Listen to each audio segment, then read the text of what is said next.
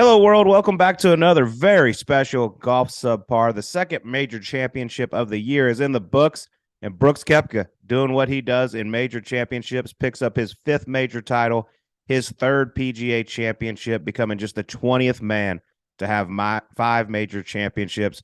An unreal performance on an amazing golf course. Oak Hill Country Club. Sleaze, give me your thoughts, my man. I was there. I saw it up close and personal on Saturday, walked with Brooks and Bryson, all 18 holes. Brooks is a different animal now that he's healthy and back in major championships.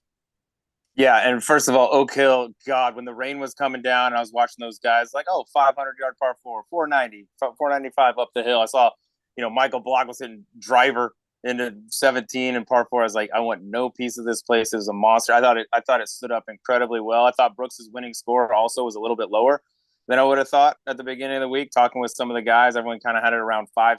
He played unbelievably. It has been beaten like a dead horse, but his ability to just show up in the hardest golf courses, in the biggest tournaments, in the biggest moments, and just look unfazed while everyone else kind of beats themselves, and he's there at the end of the week holding the trophy, man. It's just, I haven't seen anything like it ever before that I can remember. I mean, guys that win that, like, get to 5 major championships, typically they're winning tons of other events as well. And he just has a knack for turning it on. You were up there. What'd you think of the place? I loved it. I've never played Oak Hill. I walked around it on Wednesday, and I've never been to a golf course that I've never seen that I wanted to play more than Oak Hill. It is just beautiful. The redesign they did was fantastic. It's hard. I think that score would have been closer to par, like you mentioned, if we didn't get all the rain we got on Saturday. I mean, it dumped. I was so miserable. It was so cold out there. Luckily, I got to witness some good golf walking with Brooks and Bryson. They were both great. For the most part, too, I was interested to see how the New York crowds treat them with everything with Live going on. Other than there was a couple boos for Brooks when he teed off on Saturday. There was quite a few for Bryson when they announced his name. But after that, everyone was so nice, cheering. I mean, the crowd seemed to be kind of on the side of Brooks Koepka there, especially on Sunday. But you mentioned it. I mean, what he does in majors, it's just ridiculous. I hadn't seen him play like that in a while. And I said going into the Masters, a healthy Brooks Koepka is going to be a problem at majors. It just gets him going. And once again, he finishes second at the Masters after a bad Sunday. And then he comes here and just dominates. It was something special to watch. Every part of his game looked fantastic. He's so intense. I mean, he's the real deal, man. I mean, why not be in contention in the next two?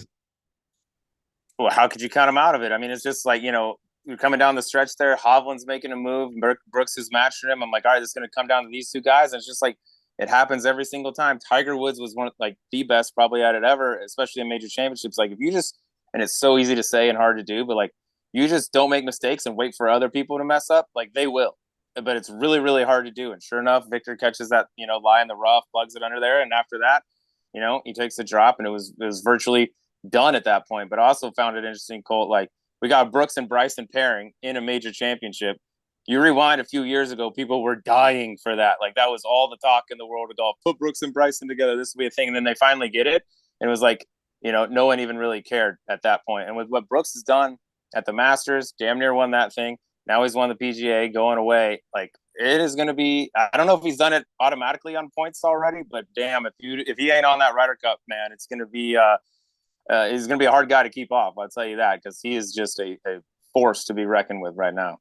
He's up to second in the points, but the way it works with so many big events left on the PGA Tour that he won't be playing in, the purses are $20 million at these designated events.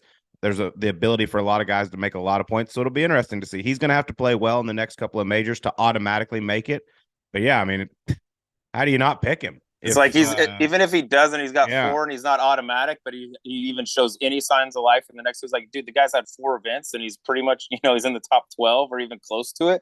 Like, how are you not going to take him against guys that have had tons of events to accumulate those points? It's going to be hard pressed to keep him off of that. And it'll be a huge talking point in the world of golf going forward. And we got to mention another huge talking point, Michael Block stand up. How about that show, dude? With the up and down on 18, I was watching. I was like, damn, dude, if he, I didn't think, I mean, honestly, that up and down on 18, I was like, odds are he's not getting this up and down. He's going to just miss out on the top 15, getting to go back, and damned if he doesn't land that thing in the rough, trickles out there and then rolls it in on the last revolution. I mean, that was a joke just watching him. that whole week of the hole in one. It was just like, dude, this is straight out of a movie. Yeah, it was such a special week. I mean, shooting 70 the first 3 days, just the way the crowd embraced him. I said it on 18. I said, he showed up and not many people knew who he was. He's leaving as the crowd favorite, and he might as well spend 18 in the crowd. I mean, he hit it over there in the middle, just a ridiculous up and down, landed it in the rough, trickles it down to, 8-9 feet and makes it for par. He's playing alongside Rory McIlroy. First off, the reaction on Saturday when he found out he was playing with Rory was incredible. I mean, he's just like, what is happening to me? Like this week, you just can't make it up. He's in the top 10 at a major. He's playing with Rory McIlroy on Sunday. He flies it in the hoop on 15. The place goes insane. I was with Bryson at the time, Bryson and Corey Connors in the next to last group, and we just heard this insane roar. And Bryson's like, what just happened? I said, Michael Block just flew it in the hoop on 15. He goes, have yourself a week. Like, I mean, you can't make it up. Just flew it right in the hoop. And then to get it up and down to get into next year's PGA, so cool, man. He was awesome. He was a man of the people. Saturday night, went out to dinner right by our hotel, had himself a couple glasses of wine, just enjoyed the whole experience. He ate it up. Man, I'm so proud of him. That is such a tough spot to be a club pro, a guy that doesn't get to play a whole lot. He says he has one bucket of balls a week. To do that on that stage, it doesn't matter what he does going forward. He will always be remembered for Oak Hill in the 105th PGA. And to do it in New York with those fans too, that they just rally behind the underdog. I was texting with Hostler because he plays a lot with Bo Hostler, Patrick Cantlay out there. I was like, tell me a little bit about Block. Like, dude, he's a stick. He's as good of a guy as there comes. He's awesome. Like, this week means so much to him. Actually, we had him on radio, Colt, the day you were flying up to Oak Hill. He came on as just like, hey, they're going to give us a PGA Tour pro, PGA professional to come on the show. We happened to get Michael Block, talked to him. He was a 10 on radio, and he's like, man, I got one thing left I want to do in the game of golf that I haven't done, and that's stand on the 18th green with the champion as a low PGA professional. And I won't be happy until I've done it. And this is going to be like, basically called it. Like, this is going to be the year I'm going to do it. And I was like, man, we're rooting for you. He got off the air, and I was like, if you don't root for this dude to be a low PGA pro, then there's something wrong with you. He was awesome. And then damned if he didn't go and do it. And how about now? Don't get too rusty, bud. You're going to Colonial. You're going to go to the Canadian Open a little bit later. He's going to have a chance to make a little coin, and the fans are going to get to see him a little more too, man. He was a stud all the way around that thing. Listen, I mean, normally Rory's the crowd favorite. People going nuts over him. He was an afterthought the last few holes there at Oak Hill on Sunday. Coming up 18, he looked at me because, I mean, Rory ships it by him. Rory hit it 40 yards by him or whatever on 18. I'm standing up by Rory's ball, and I turn around, I walk up, and Roy just looks at me and goes, are you fucking kidding me with what's going on right now? I was like, this is so great. I mean, the whole place is chanting Block, and he's playing alongside Rory McIlroy, one of the most popular players on the tour in the game of golf. And once again, to get it up and down, tip of the cap to you, my friend.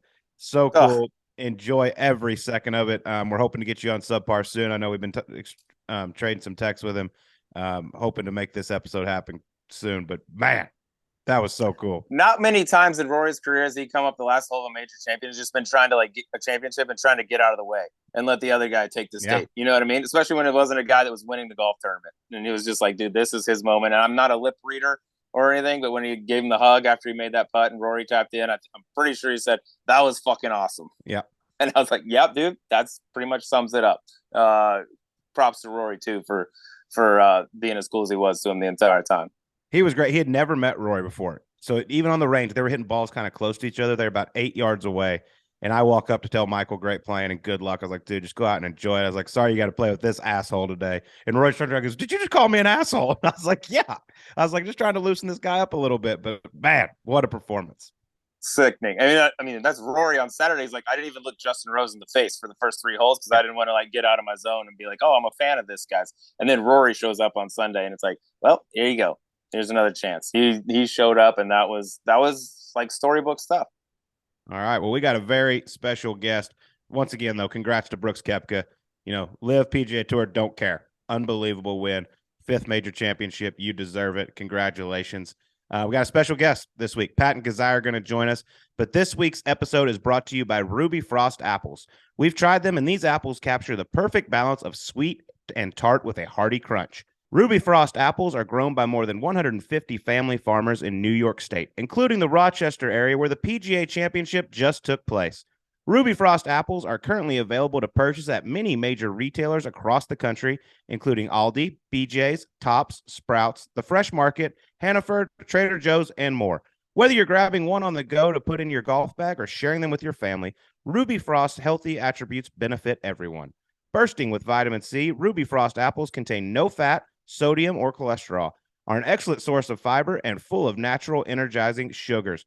So, ladies, these things are delicious. They're perfect for you while you're out there competing in the 4-ball. Make sure you have one in your bag because an apple a day keeps the doctor and the bogeys away. You are exactly right. I find it pairs very nice with a little Red Bull Colt. Ruby Frost Red Bull. You will not run out of gas on the course. All right, let's get to Patton Kizzire on Golf Subpar.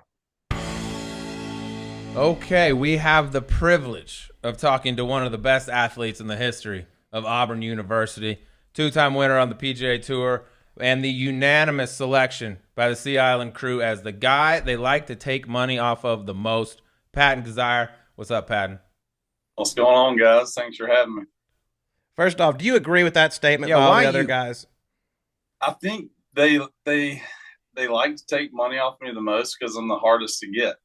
There you go. That's fair. Because I'm the guy who's down all day and then just presses, and then wins 18, and they're all pissed off, and I just leave with a big grin on my face. I won't tell you who told us to ask, but we're gonna say over under in your money games at Sea Island, over or under 50K. You're up. Gosh, that's a pretty good number. My picking's been pretty bad right now, so I'm scared to pull the trigger on the over under.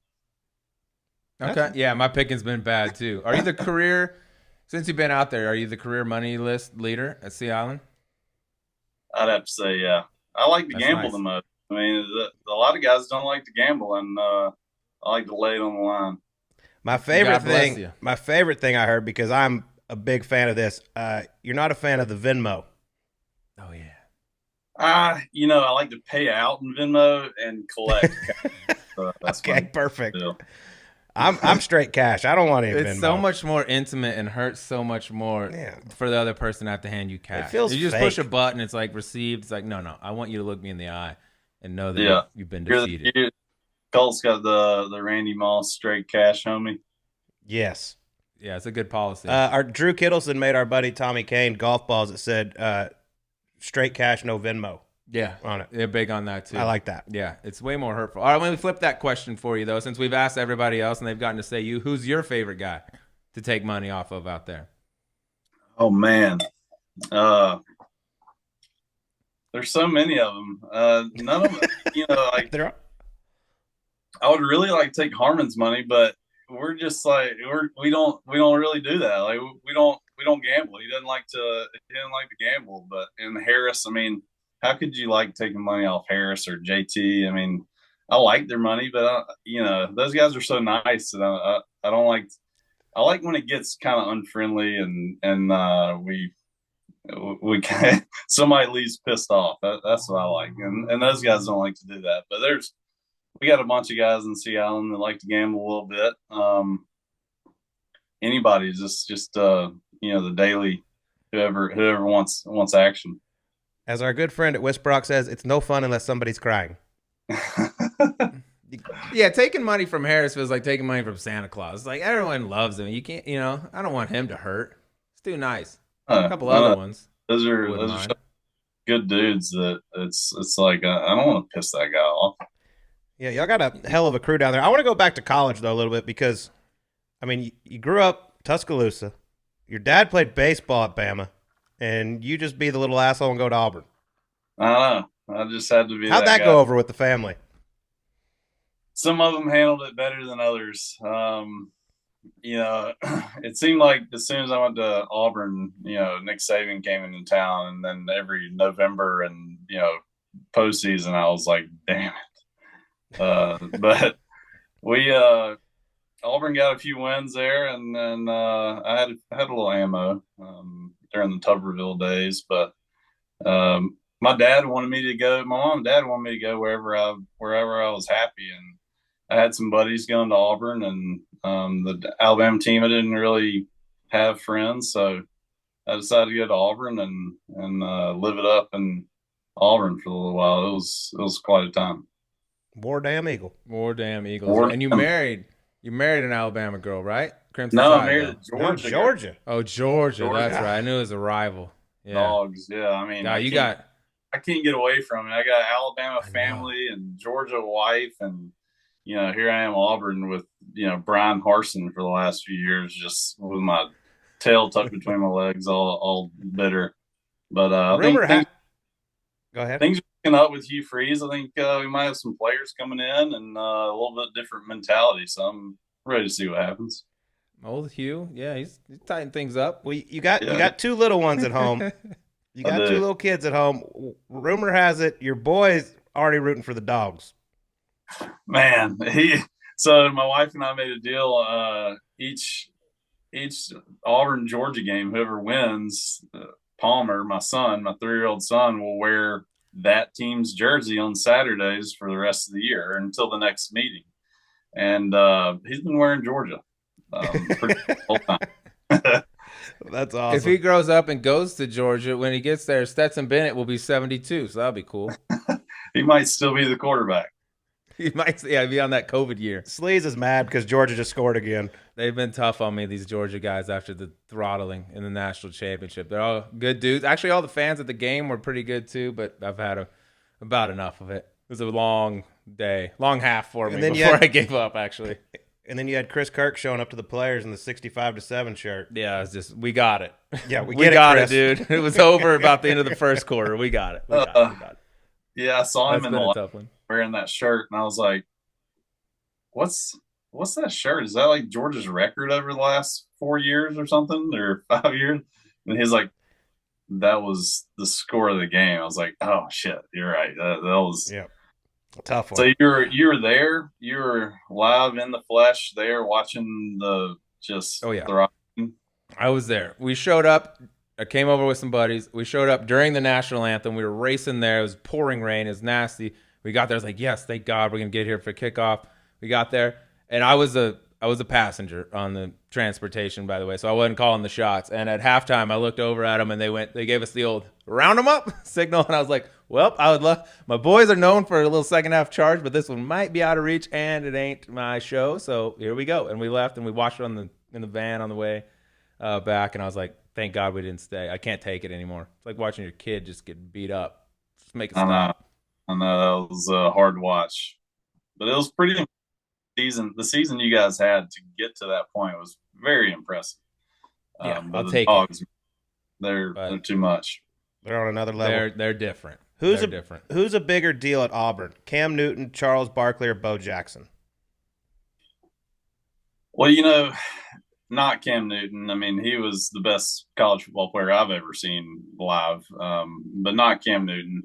Charles Barkley and Bo Jackson Bo was the best athlete to ever play the game. I mean, people would argue with me, but I mean, best athlete to in my lifetime. But Charles Barkley, with his personality and his appearance on TV all the time, and he's so entertaining. I mean, those are the two guys that people would say are Auburn, represent Auburn or Auburn legends. So Chuck's very entertaining, but Bo's the best athlete ever. Have you ever gotten to play with either of them? I've never played golf with either one of them. I know Bo a little bit better than Chuck. Chuck's big time. I'm just a Auburn golf guy, but Bo's taking a little time to get to know me, and we talk bow hunting, and no pun intended. But Bo knows bow hunting, and we talk about that and talk about golf, and he's been pretty cool. Chuck's big time. I can't even get my call in with him. He's the man. Literally, and Colt. He's or Colt and Chuck are boys. Yeah, he's around. He's around. He just lives right down the road over here. As good as they come. Andy just joined Whisperock too. Speaking of people we need up there more often for some easy money. Tough games up there. I bet. I want to talk about the. Will he play? I mean, how do you get a match? Will he gamble? Stroke a hole except par threes. Yes, and for the record, his first week as a member was the member. Yeah. And him and Dan Marley won the entire thing, like, by a lot. Like going away, Like, big time. Charles has gotten so much better. He's really feeling himself. That's what I mean. I feel like it'd be hard to handicap that match because I feel like he could shoot 100 or he could shoot 80. It just depends on his, how he is, at the time. He told me the other day he shot 84, and I'm like, 14 shots. I gotta play. Overall, he's hitting it. He's hitting it forward. He's hitting it further than you would think. And like with all the pops, it's a dangerous situation. Yeah, he and Thunder like killed the field. The member wasn't even close. Nice. So he might be getting reduced. Dan Marley. I remember playing NBA Jam with Dan Marley. The Thunder. That was pretty fun. He's a beauty too. Did you guys play NBA Jam? Of course. Oh, greatness. Heating up. Yeah. Wasn't he? Speaking of that, you're a name that I feel like gets forgot about because we'll have basketball guys on here, and it always gets brought up like do a starting five of PGA Tour players for a pickup game. You're 6'5", and I feel like your name doesn't get brought up enough. I think they're forgetting about you. I'm the forgotten tall guy. No, I mean, I can play a little basketball, but I'm a golfer. I didn't play after ninth grade, so I don't have any like all-state team or anything like that. I mean, I'm kind of the lazy golfer that would like to sit out by the 3-point line and just throw up, bricks here and there. And I can shoot a little bit, I can play a little bit, but Tony Finau's got it. He would have to be a pick. He gets on the list. You say PGA Tour guys, I almost said Dustin Johnson, but that's not. He's not. He doesn't qualify. Used to be on the list. Yeah, he was on waivers. He got claimed. Although I did see his jump shot in the show, and I was like, I don't know. Yeah, I expected something different too. I don't know if he's on the starting five anymore. Are you currently the tallest guy on the PGA Tour? You're listed at 6'5"? I think so. There's a few European Tour guys that have one dude 6'10". That Victor Dupree's guy. Yeah, that guy. Yeah, he smashes it. He's a big fella, but I don't know who has PGA Tour status and who doesn't. Adrian Moronk or Victor Perez or like I don't know, like are these guys on the PGA Tour or everything's so confusing right now, but there's some pretty tall guys that I've seen from overseas. What'd you think about that full swing? You said you watched it as a tour player, you're out there, you see it all. What'd you think of that product? Did you learn anything or was it cool? Would you want to be a part of it? Yeah, I thought it was pretty cool. I thought some of the episodes were better than others. Some guys were more intriguing than others. I'm like, man, I'm boring. I like to, well, I mean, if they could follow me into the woods or follow me out on the boat and go fishing or something like that, that would be entertaining. But back home, I'm just trying to keep my kids from screaming, trying to make sure everything's going smoothly and until I can get them to bed and have a beer and watch the Netflix show and watch Full Swing. Let's get into your golf a little bit here because I respect the hell out of you. You had a little stint on the mini tours before getting your Web.com card. Where all were you playing back then? And what are there's some of the best stories come from the mini tours. What are your best memories of like before you Korn Ferry Tour, PGA Tour? I had a large stint on the mini tour. My first successful year my first year as a pro, I qualified for Q School and was in the finals of Q School, going out to Palm Springs to get my PGA Tour card. I think it might have been the last, one of the last few years that they offered that. And I started off nice, and all of a sudden at the end of the tournament, I found myself in like 110th or something. I was like, damn. So I got in like 2 or 3 events throughout the year and missed the cut, and then, auto mini tour. So I played the mini tour for 7 years, 7 or 8 years. I think I played Q School 7 or 8 times. And man, a lot of memories on the mini tour, a lot of good friends made, a lot of dumb decisions made living in Auburn, playing the mini tour. I do remember showing up to an e-golf tour event, and I opened the back of my Tahoe, and I looked at my buddy Andrew Medley, and I said, "Where are my clubs?" Yeah. I drove 6.5 hours to Charlotte, North Carolina, and didn't have my clubs in my Tahoe. So I had like 5 irons in this like little moon bag, and I had a driver, a 2-iron, and a putter.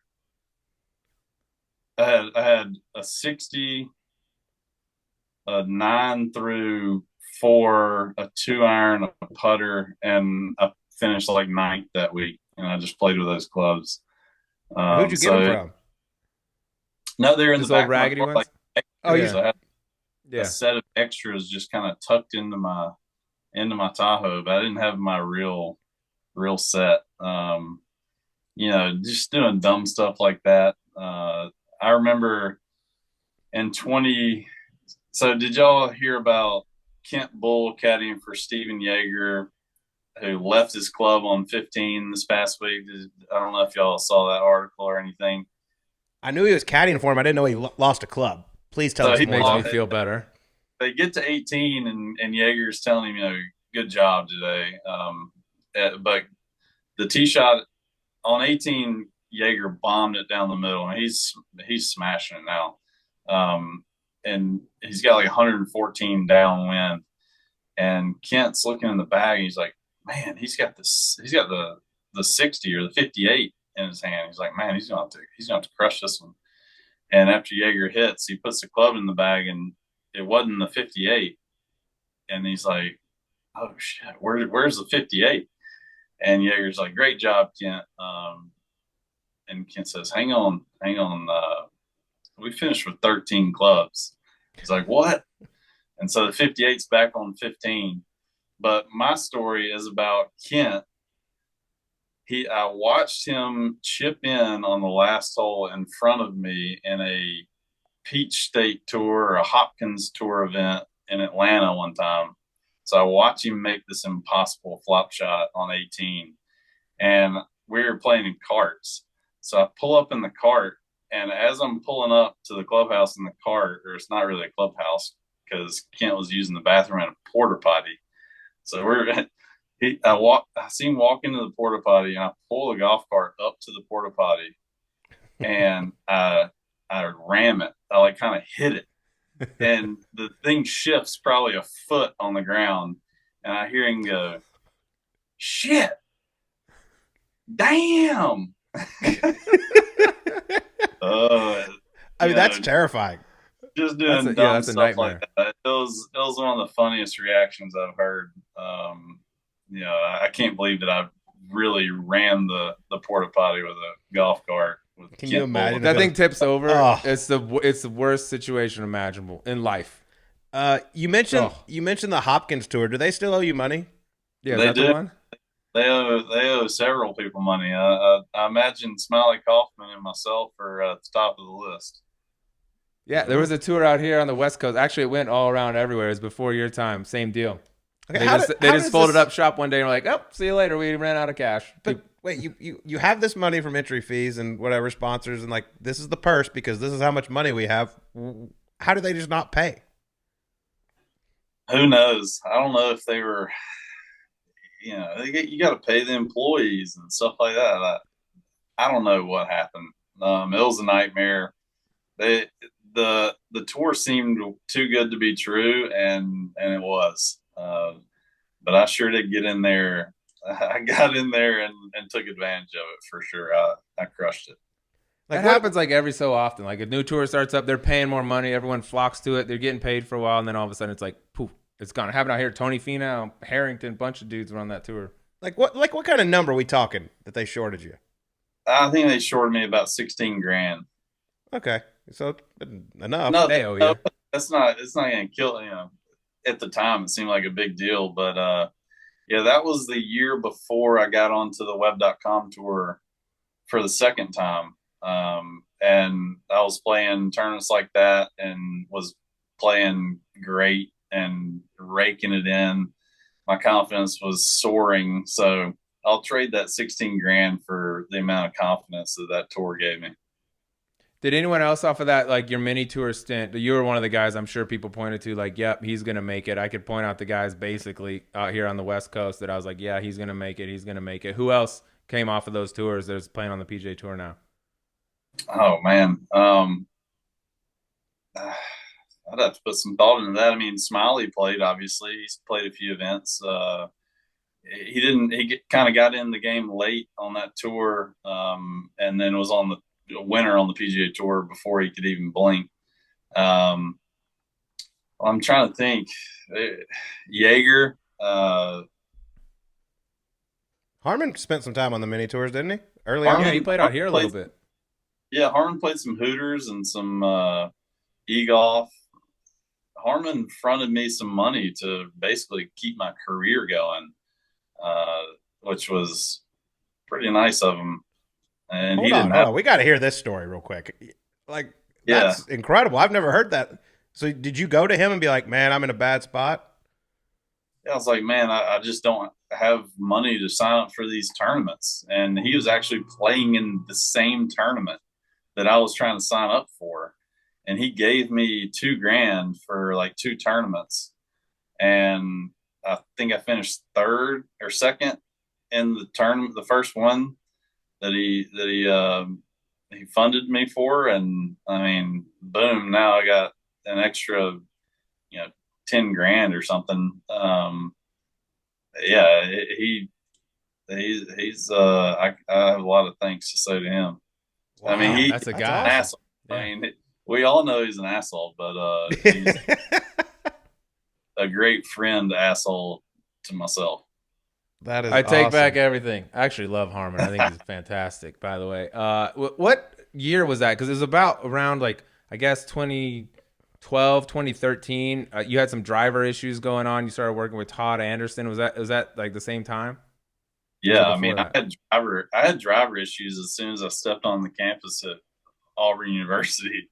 No, my freshman year I was actually decent, but for a long time I couldn't find the planet from 2007 or 6 to 2014. I mean, I really couldn't play an entire round without just hitting one way foul.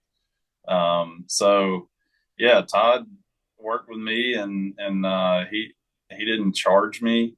He was just doing it to help me out, and Randy Myers and here at Sea Island was helping me out, and those guys kind of got me straight to where I could at least hit it down the fairway. And then all of a sudden I started competing against all the great players that live down here. I remember playing with Davis Love for the first time. We were playing Brunswick Country Club, and it was the first time I've ever played golf with Davis Love. And I remember hitting just a cold shank on 17T. And I was like, yeah. But even with the shank, I competed with those guys, and I'd barely lose to them. And then all of a sudden, I was beating them, and we worked on my game. And all of a sudden, I started growing in confidence, and I just started believing in myself a little bit more. And then I'd go to those Hopkins Tour events in 2015, and I'm like, these guys, they ain't got a chance. I mean, I knew you had quite the journey so far to get to the PGA Tour. I didn't know it was quite like this. This is really cool to hear. I want to talk about, obviously, you become Korn Ferry, what's now known as Korn Ferry Tour Player of the Year. You roll out onto the PGA Tour, and you've had a hell of a run. I mean, you've won twice so far. What would you say? Are you happy with how your PGA Tour career has gone so far? Do you think you've overachieved, underachieved? What's your opinion? It's hard to say. I mean, I would say I've underachieved. At every level, I've struggled initially, and then kind of figured it out, and then I'll have a lot of narrow misses, seconds, thirds, whatever it is, and then all of a sudden, boom, I win. I'm like, oh, all right. And then I win again. And I did that on the Web.com tour. So in 2015 on the Hopkins and NGA or the Hooters tour and all that mini tour, I finished second 8 times before I won, and then I won like 4 or 5 times after that. And then on the Web.com tour, I was the leading money winner beyond halfway through the season. I hadn't won yet. And then all of a sudden I won in Utah, and shortly after won in Knoxville. So it just kind of got, as soon as I got over the hump, I would just kind of hit it again. So when I won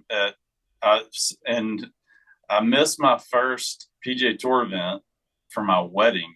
I was a PGA Tour member for the Napa PGA Tour event. Yeah.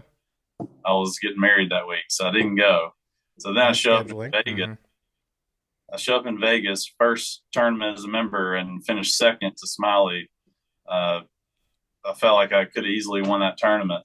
And then he shot 61 the last day to win. So yeah, you had to be right there. He did. I think I shot like maybe 63 or something, and he shot 61. A few groups in front of me, and I had a putt to tie him.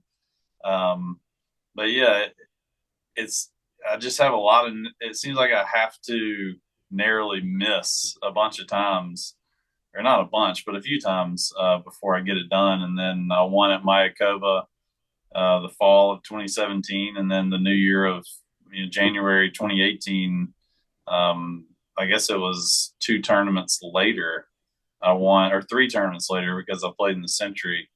I won at Sony. So as soon as I can kind of knock down that door, it's easier to walk through again. Yeah, that was in a 6-hole playoff over James Hahn. Yeah, I remember that. I was a little fortunate. That one I kind of just hung around and had a little bit of good fortune here and there, and executed a little bit, and then all of a sudden I'm in a 6-hole playoff with James Hahn, and it seemed like neither one of us really wanted to win.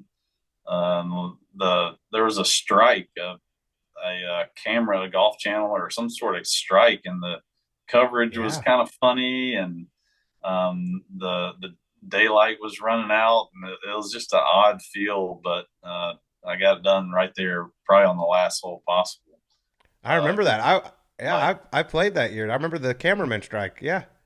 They were on the back. We also had the missile scare. That's what it was. Missile crisis. Yeah. That was a whole bunch of weird shit. The Cuban Missile Crisis. Yeah, did you get like the alert on the phone? Yeah. Like it all went off, like, hey, like right as everybody Mayday. Yeah, heading to the golf course. That's nice. This is not a drill. This is serious. And people are like hiding in their bathrooms at their hotel. I'm like, what do you do if there's a bomb warning? Like, hey, hide under your doorway.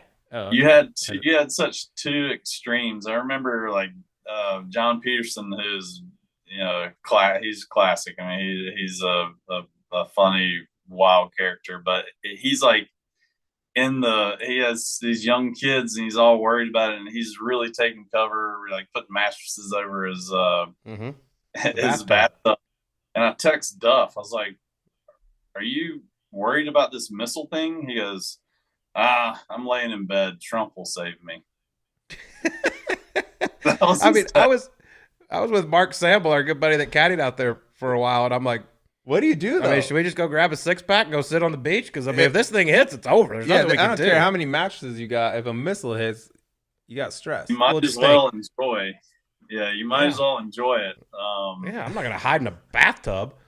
It really takes a little bit of the pressure off the golf tournament, though, when you're like, oh, a missile might hit, so who really gives a shit about this? You're exactly right. I mean, I walked down, or I went downstairs, and I saw families like on the phone with their families back home, and they were crying, and it was scary. And then once it all cleared up, I'm like, wow, I'm so glad to go play golf today. This seems like a bonus. And I believe that was on like Saturday, wasn't it? It was Saturday, and I'm pretty sure on Saturday, first tee shot, just high OB for me, and ended up shooting 64. So I don't know. It was a lot of emotional swings. Was there ever any explanation for like, oh, kidding on the pump on the missile pump fake there? Like, what was the? That's something that doesn't happen by accident. Like that's got to go through some checks and balances, I would think, before they send out that message. I bet when that first tee shot went OB, you said, "God damn it! I wish that missile would have just hit." All right, send it in. Where's the missile? Send it in. Come on. Yeah, I have a lot of ready. questions about stuff like that. You know, who knows? That's wild. I forgot about that. Wow. I did too. That's a weird situation to be going and playing some golf in. But when you look at your two wins, you got Sony, Mayakoba, two golf courses were really a little different. Like it's typically the bomb and gouge, hit as far as you can. Those two aren't that. Is that the type of golf course? Like, do you look forward to the Colonials and the Hilton Heads and things like that? Because those two are, you'd put in your own category kind of. Yeah, I do. I like country club style golf courses, which Mayakoba is not really a country club as much as Sony. I mean, Sony is a dogleg Bermuda country club, ball position golf course, and that yields a lot of birdies, and that typically has been my style. But Mayakoba, I don't know. I'm not sure what it was that I liked about it. I mean, I guess if you just got it in play, I mean, getting it in play was a challenge, but getting it in play and then score from there. I remember I putted at Mayakoba. I putted better than everybody. Clearly, I mean, it was kind of stupid. I just made every putt, anything inside 12 feet was a gimme. So that kind of led me to the victory there. But I love country club style courses, especially the ones that yield a lot of birdies. That's something that I have noticed, that I play better when it's easier. And then it was good to have this past week where it was a difficult golf course to actually play well with tough wind and tough golf course. I can see myself playing better on harder courses more moving forward, just with the work that I've done with Justin Parsons. And, I've got several people I've been working on trying to get stronger and get better with everything. And I kind of can feel my quality of game stepping up a little bit. So I'm excited about that. That's awesome to hear. I was looking at your PGA Tour bio, and not to say it's 100% correct because some people's are messed up, but it says in your dream foursome includes Aaron Rodgers. No. Stop. Hang on. Jordan Love. I'm just kidding. Okay. Yeah. Audible. Yeah. I actually went onto my app and tried to change it. My Aaron Rodgers deal was, 2015, 2016.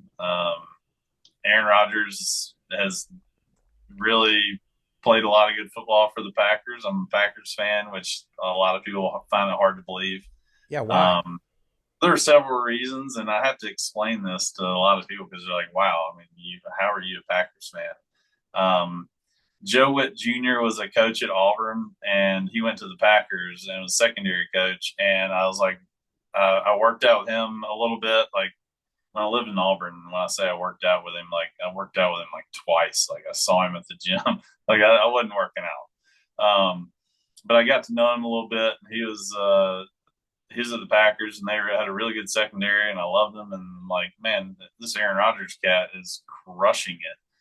And my sister, her company was based out of Wisconsin, and she was going to games. And then I ended up meeting Mason Crosby, and then my caddy is a season ticket holder. And I just was like, the Packers are my team. I mean, I'm from, West Alabama. I mean, I don't have a team. I don't have an NFL. So I adopted the Packers, and Aaron Rodgers was obviously the player to latch on to. But he's no longer the player. Yeah, you're going to have to call the PGA Tour, update that bio. We can't believe everything on the internet. We also thought Kevin Kisner was in pre-law at Georgia, which turns out, believe it or not true. Not true. Said he was entered into the law school. I was like, what, dude? When did this happen? And Des caught it, by the way. I think law might be a hobby for him. Yeah, it's just a hobby. Just Esquire, Kevin Kisner, Esquire. All right. Aaron Rodgers, you're out of the foursome. Sorry about it. Yep, tough break. There's an opening, though. All right, should we get to the E9? Yeah, this E9 might turn into a few extras. This could be 42 minutes of E9, so we might as well get into it. We not sure if you know this or not, but we asked this to everyone. You can be one person for a day, dead or alive. Anybody on the history of the planet that's ever walked, who would you be? Wow, one person?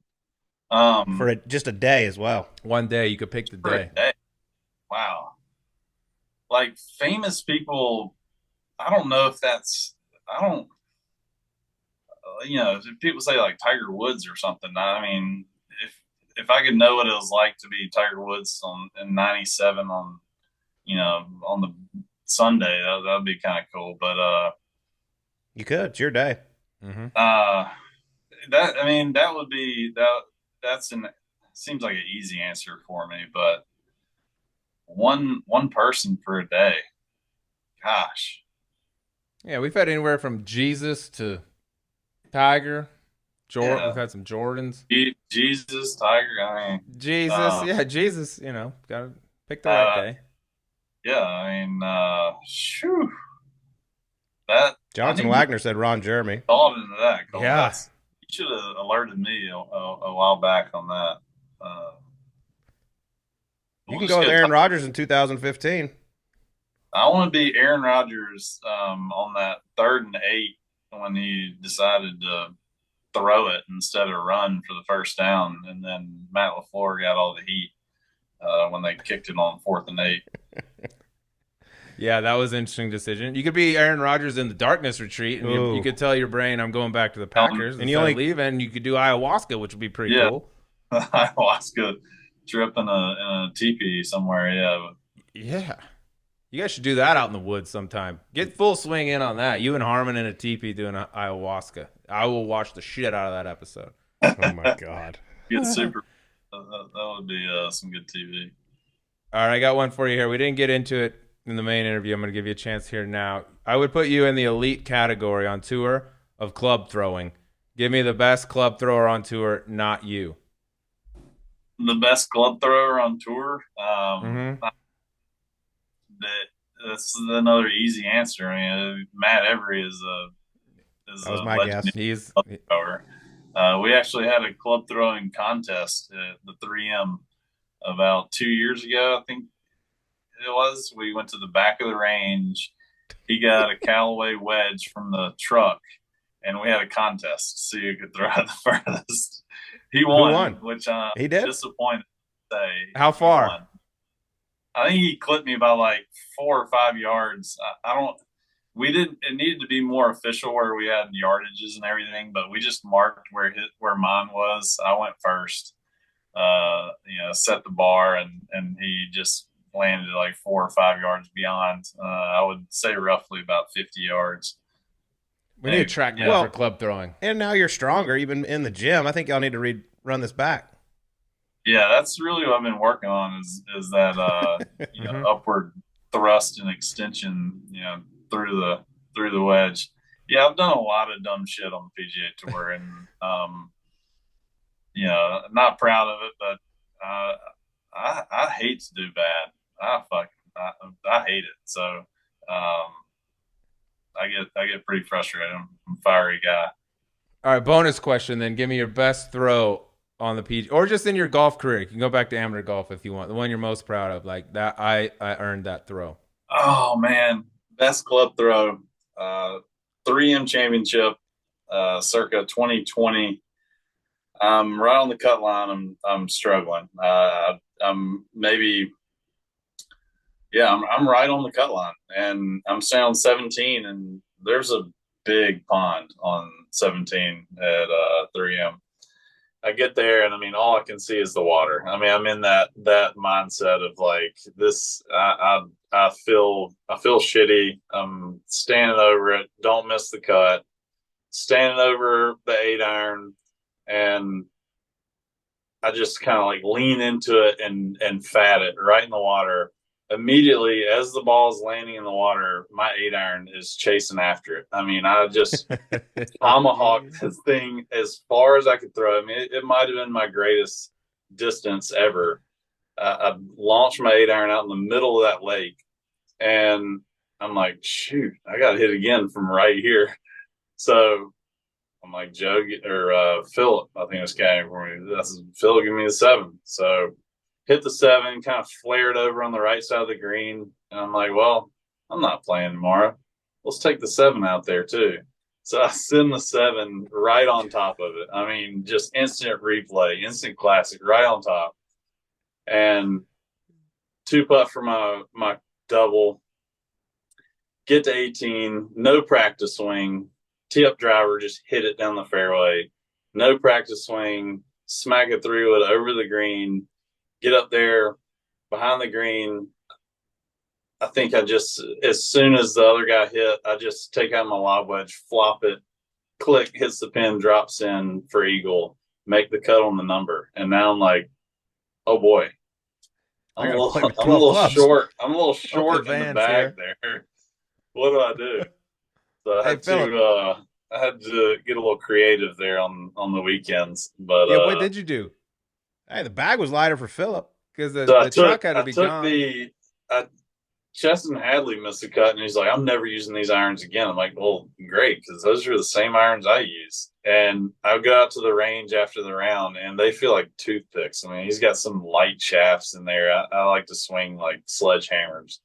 And so I tried those. I'm like, oh, these aren't going to work. And I got some overnighted from my house. My agent went by my house, dug through the garage and pulled out a 7 and an 8 and sent it to me. And luckily, I think I was laid off the back 9 and I was able to fill the bag ready to go. But so good. I love it. You made a cut with 12 That's clubs. one of the more embarrassing but proud as well stories. Yeah, I mean, you rallied. If you're just watching at home, you're like, oh my God, Patton just made double to go outside the cut, and then he showed so much heart making eagle to make the cut. Yeah, this guy never quits. I was so proud. He never gets down. So hard. Yeah. He's just flatlined. He's never too up, never too down. That's why I did it. That's awesome. All right, next one. Well, you're a man of the South. You're not scared to wear a pair of khakis. Okay, there's throughout your career, I noticed a lot of khakis were worn by Patton Kizzire. So the question is, who has more khakis in their closet, you or Jim Harbaugh?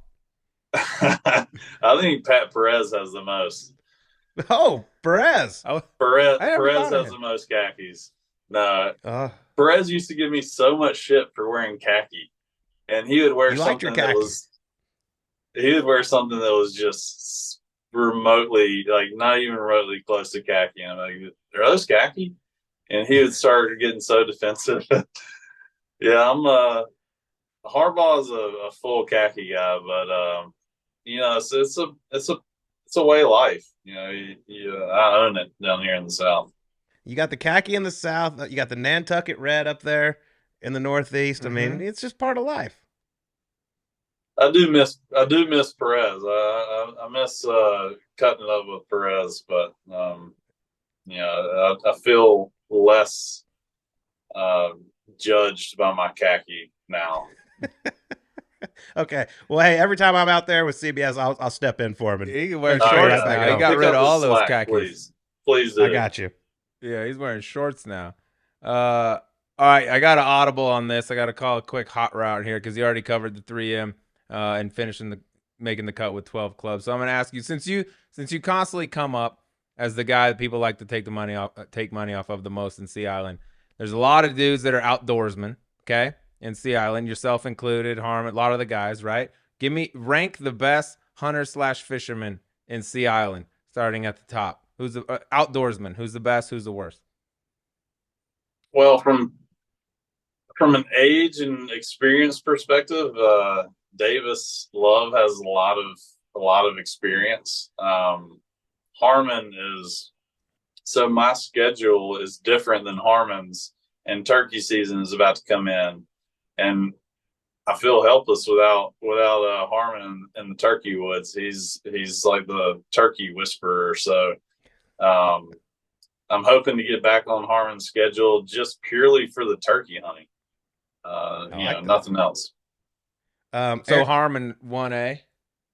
See the best? Yeah, I mean Davis is like he's like the he's just got the most experience. But Harman, Godfather. Harman's got he's like an animal. I feel like once he gets in the woods, he's an animal. All right. You grew up in Tuscaloosa. You live in Sea Island. You got Georgia Bulldogs everywhere. You got family that's Bama. Which fan base is more obnoxious after winning a national title? Bama or Georgia? Initially, Alabama. Alabama was initially the most obnoxious. Now it's like after a while, it just kind of became the norm. So it became the norm for me, and it became the norm for them. So it wasn't too bad. I feel like Georgia handled this last national championship pretty well. I was surprised, impressed, all the above. So, but just having it either Alabama or Georgia every year, it seems like coming up is frustrating. I hope we can get in there and mix it up. Disrupt. Yeah, I feel like Georgia just knew they were going to win this year. And it was like, it's not even like a big deal. It's if they don't, then it's a disaster. I was behind the bar at Ohoopee serving drinks to everybody when Ohio State missed that field goal. So it wasn't a given. Ooh. Ohio State took them to the limit. That was at the time of night when it's just serve yourself. Honor system. What a spot.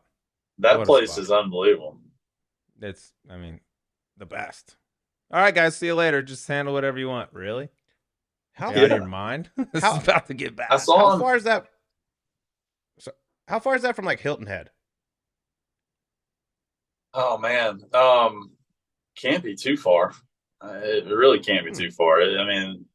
Ohoopee is. I'm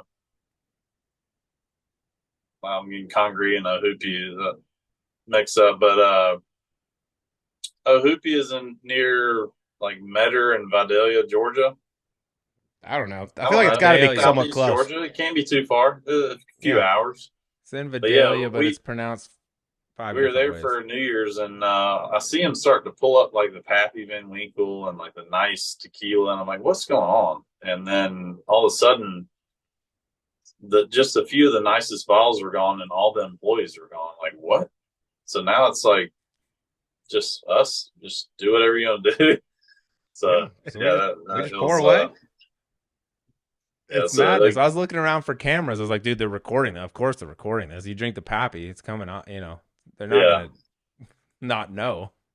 I gotta check that place out. It's unbelievable. Do you have any left? Yeah, I got another one left. All right, here we go.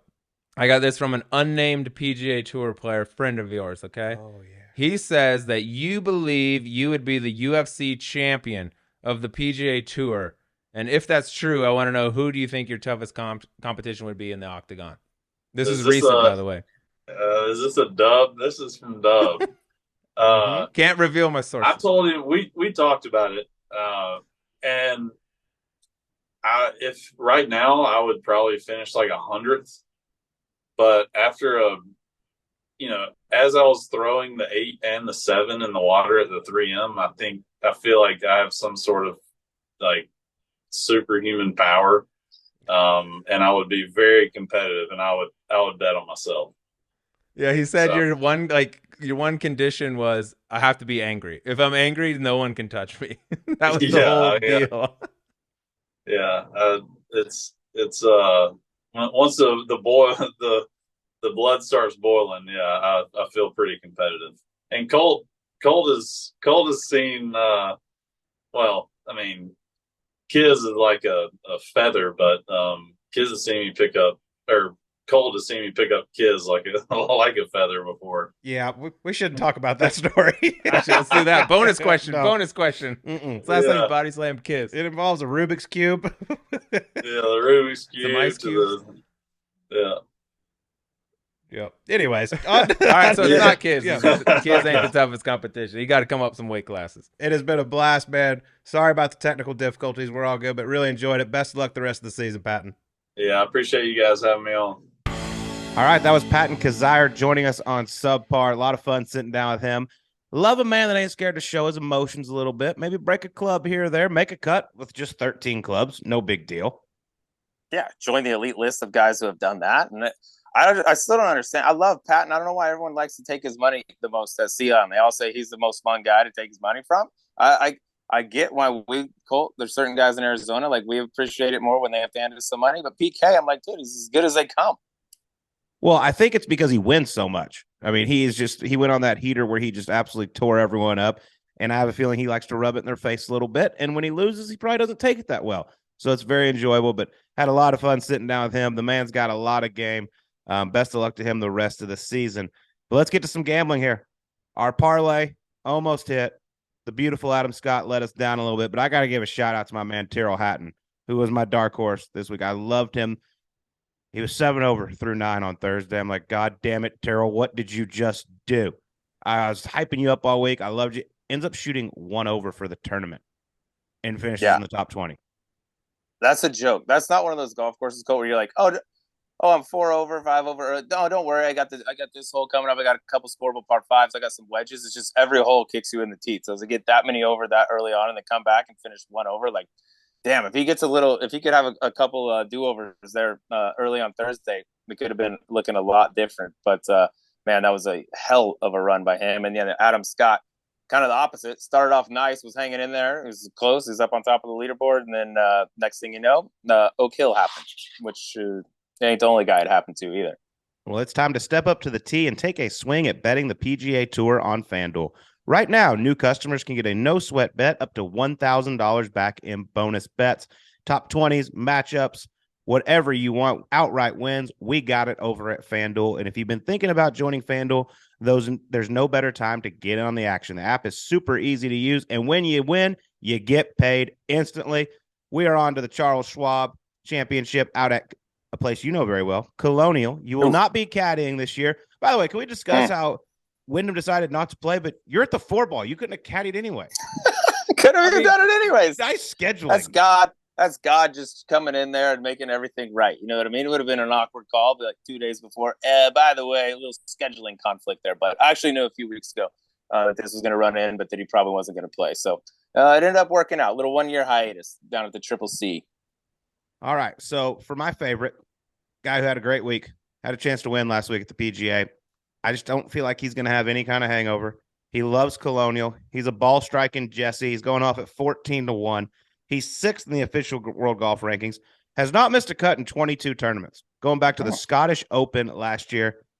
Javi Medal, Victor Hovland, 14-1. I like it, man. I think he's going to keep on rolling. Yeah, drives it on a string. He's one of those guys, like I've said before. I think the guys that are winning at Colonial now are the guys that are pressing it up with driver more frequently. The fewer guys hitting irons. Jordan Spieth, Brian Palmer, some of these guys that have had success, and God, nobody drives it straighter than him. So I like it.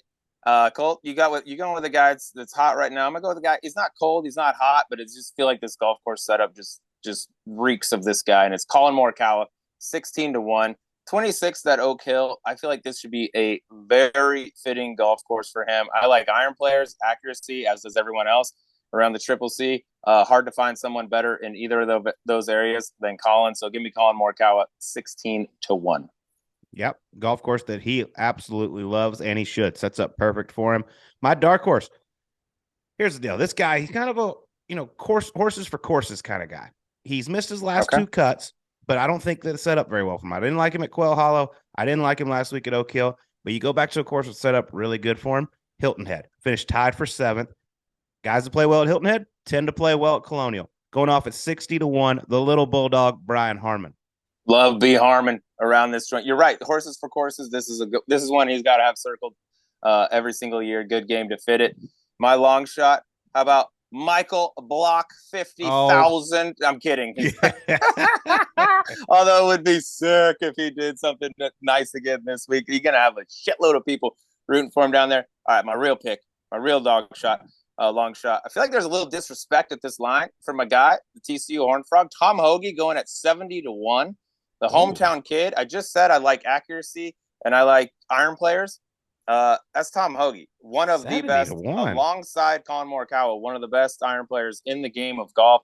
Not his best week at Oak Hill. He did play the weekend, T58. Honestly, that's not a place that I think Tom Hoagie's like, yep, this is a place that I'm going to thrive on. It was long, it was wet, it was just crazy hard. Get him back home to Fort Worth, get him a little Billy Bob's, get him a little barbecue in the system. Give me Tom Hoagie, 70-1. All right, so aim for the green this spring and bet on the PGA Tour. Go to FanDuel.com/subpar and sign up. That's FanDuel.com/subpar to get a no-sweat first bet up to $1,000. FanDuel, official betting operator of the PGA Tour. Must be 21 years and older and present in select states. First online real money wager only. $10 deposit required. Refund issued as non-withdrawable bonus bets that expire in 14 days. Restrictions apply. See full terms at FanDuel.com/sportsbook. Gambling problem? Call 1-800-GAMBLER. Hope is here.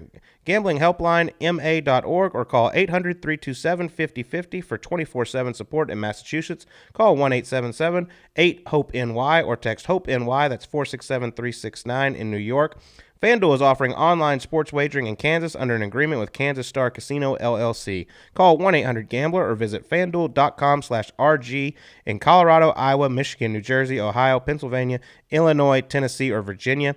1-800-NEXT-STEP or text NEXT STEP to 53342 in Arizona, 1-888-789-7777, or visit ccpg.org/chat in Connecticut, 1-800-9-WITH-IT in Indiana, 1-800-522-4700, or visit ksgamblinghelp.com in Kansas, 1-877-770-STOP in Louisiana, or www.mdgamblinghelp.org in Maryland, 1-800-522-4700 in Wyoming, or visit 1-800-GAMBLER.net in West Virginia. All right, there's some more golf going on this week. You're out at the 4-ball. As we speak, you just dusted your first round matchup, 5-3. We're on to the round of 16. How we feeling?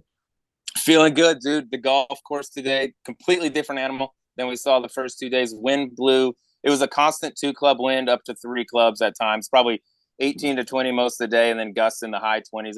It was a different ball game. Played tough. Pars were good. Birdies were hard to come by. I loved it. I kind of hope it stays like that for the rest of the week. But we got around nicely today, and each day's a new day, so we go off bright and early in the morning.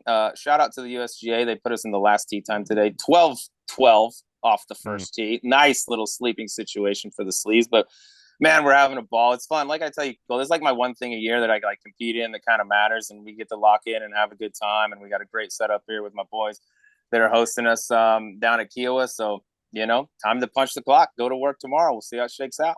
Represent the brand. Don't embarrass us. Actually win this year. No promises. I know. All right. Well, you know what?